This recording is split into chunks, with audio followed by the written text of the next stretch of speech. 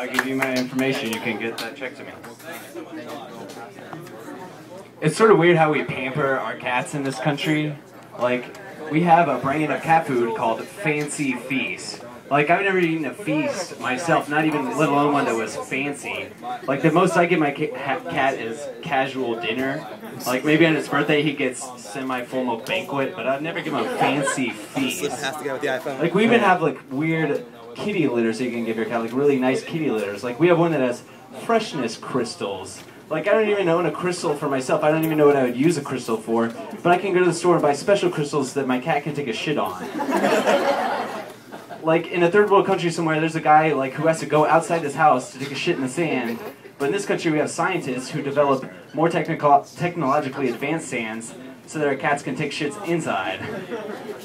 But I guess that's the American dream, you know, like, to give our cats a little bit better lives than our parents' cats ever had. And I don't think you're, like, really crossing any ethical boundaries as long as, you know, you're not buying conflict freshness crystals from Sierra Leone.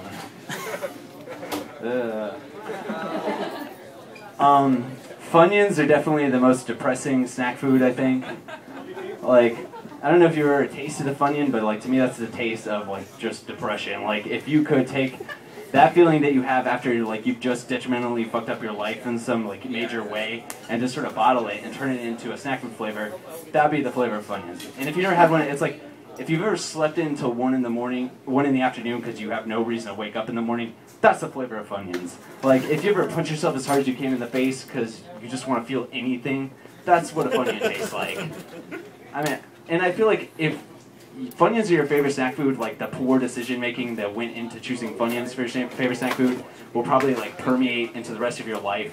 And I might alienate some people who like Funyuns here, but if Funyuns are your favorite snack food, at some point you're probably going to end up in prison. Like, I just feel that way, you know? Like, maybe it'll even be for something stupid that's not your fault. Like, your buddy calls you up and he's like, hey man, will you give me a ride somewhere? And then, like sure. So you take him to 7-Eleven and you're like, hey, well, you're in there, grab me a bag of Funyuns. A few minutes later, he comes out sweating and panting with a look of wild-eyed frenzy on his face, holding a bag of Funyuns. And pretty soon, you're the getaway driver in an armed robbery, and you're in prison for being an accomplice. And once again, Funyuns were there to guide you, like Virgil, through the pseudo-oniony layers of your own personal hell. Not funny if you like Funyuns, but I hate Funyuns, and I hate people who like Funyuns, so I'm not really worried about you if you didn't like that joke because of that. Because I hate you, and I don't care about your validation. I still see people out there, like, driving on spinning rims, which is strange. Like, spinning rims, like, it seems like that would have already passed on by now. But, like, spinning rims, they're giant metal circles that are shiny and they spin around. Like, which are the exact same thing that you need, like, when you're hypnotizing somebody. Like, hey man, I know you're trying to drive safely from point A to point B, but stare into my rims. And I can't, like, I could never, like, afford rims myself. Like you can even finance rims. Like, you could ruin your credit just because you want your car to look cool. You know, and if I wanted to buy rims, I would have to actually get a second job. A rim job, if you will.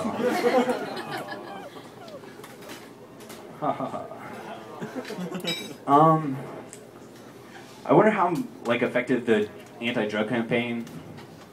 This will be my last one. I wonder how effective the anti-drug campaign, like, Just Say No, would have been had it been Just Say Nope. Like, hey man, you want some crack? Nope. Or then, you know, no thank you. Like, just because somebody's trying to ruin your life with drugs doesn't mean you have to forget manners. I mean, be nice here. I definitely think that...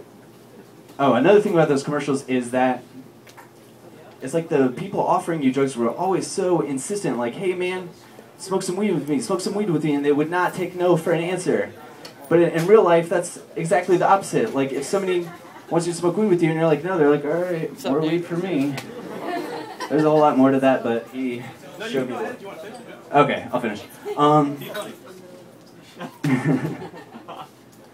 Another thing is, like, weed is so harmless that you can bake it into a brownie. Like, if you're gonna do heroin, you have to put that shit in a needle in your arm. But weed, you can just put it into a nice little pastry to eat when you're done with your supper. You know, and if I'm on heroin, I don't have 30 minutes to wait for my brownies to get out of the oven. I need my heroin right fucking now. I'm just gonna let it go with that because I lost some of my momentum. Thank you guys very much.